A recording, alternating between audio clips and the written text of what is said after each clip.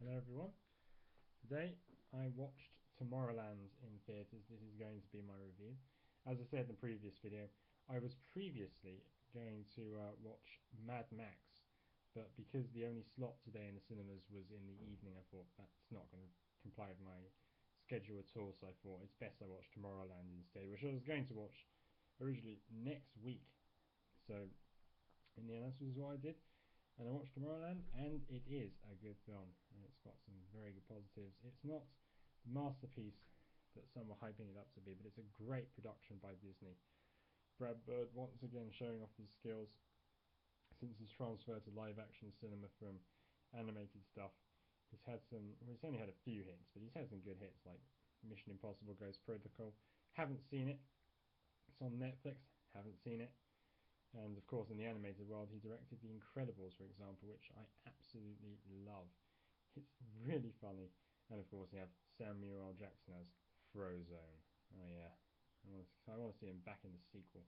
I really want to see The Incredibles too, even though I haven't seen the original Incredibles for quite a while. And so this Tomorrowland is actually based on a fairground ride in Disney World. So the story surrounds 15, 16-year-old girl Casey, played by Britt Robertson. She lives in Florida, near the Cape Canaveral Center, and she likes sabotaging the demolition work on the launch pads because, well, she just wants to keep her family employed. And then what happens is she gets arrested, and when she's being bailed out, someone's snuck in a badge, a metal badge pin, and she touches it, and suddenly it's a little letter T badge, touches it, and boom, suddenly she's in the wheat fields. And she's shocked, like, what's going on? And then she realizes whenever she touches it, it transports her to this magic place called Tomorrowland, and it is a really remarkable place. It's got all kinds of weird fantasy structures, Art Deco structures, all kinds of weird buildings, upside down buildings, weird transports, an extraordinary place of all kinds of contraptions and technology centuries ahead of our own.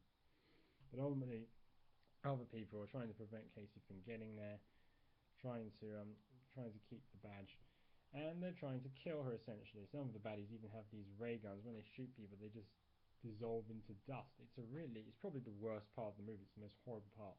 The film is rated PG in America, 12A in Britain and Ireland, and I recommend if you're watching this and you've got kids, I'd say around at least 9 to 10 years of age should be fine. Don't follow my advice, but I personally recommend that's the age.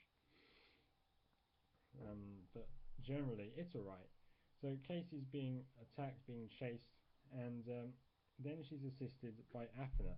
Athena is this robot from Tomorrowland. She's basically an android in the form of a 10-year-old girl, and she is very unusual. For example, she's hit by a car at high speed, normally a fatal accident, and she's absolutely fine. She's a really remarkable creation. Well, so are the other robots, but because Athena's on the good guy's side, that we all root for her.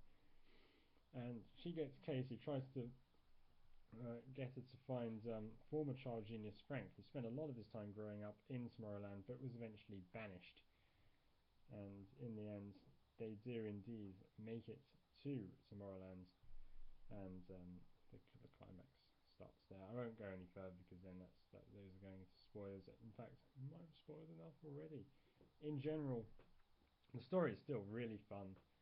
It's very clever considering how simple its origins were. And ultimately, it has weak points. Many hate the ending, the way the film ending. Some thought it was a bit sneaky. But overall, I thought if this film is basically aimed at kids, I think it's more of a kids' film than a grown-ups film. I personally didn't mind it. I quite enjoyed it in some places. And kids sometimes they don't. Some of the kids, if the story is good enough, they won't care if it's weak in some places. They'll like it. I think Tomorrowland's a great film to see if your children are into science fiction or fantasy, or if you are into science fiction and fantasy indeed. And let's see.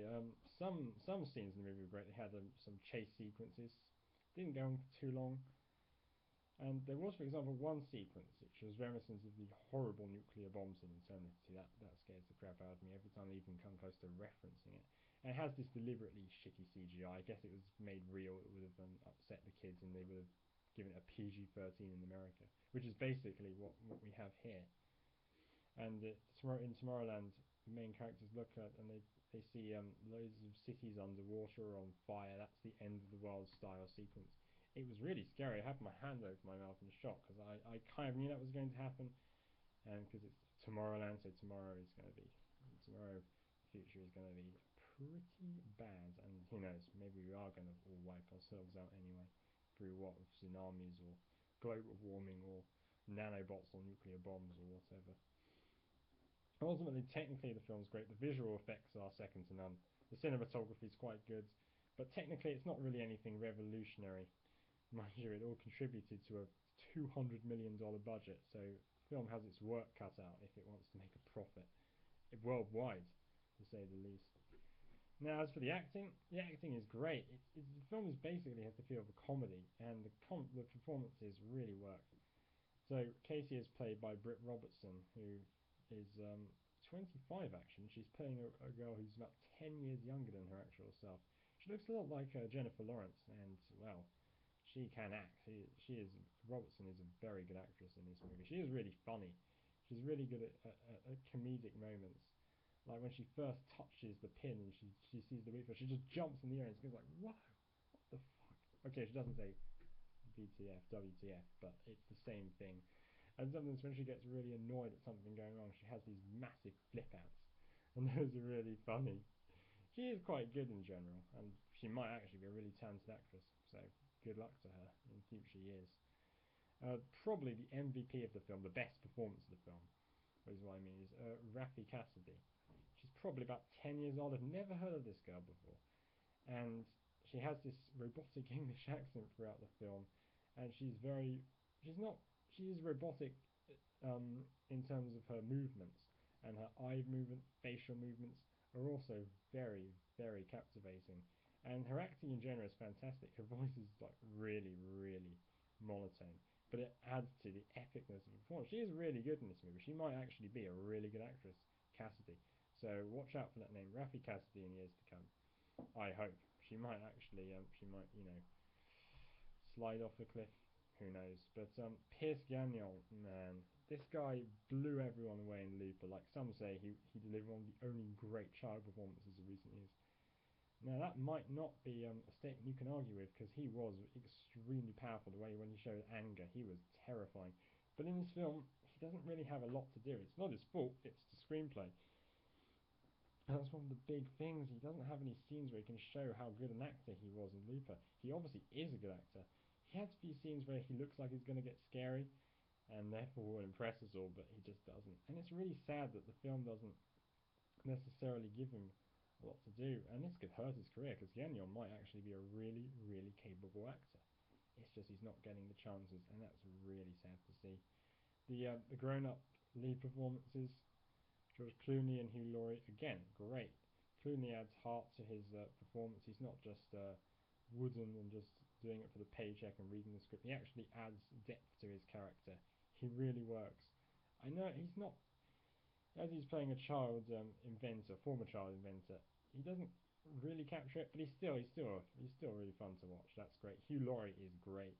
He's all eccentric. He keeps his English accent, and sometimes he has these hilarious moments. Like, for example, his last lines in the movie is like, "Oh, bollocks," kind of the stuff you'd hear when he was on Blackadder or Jeeves and Wooster.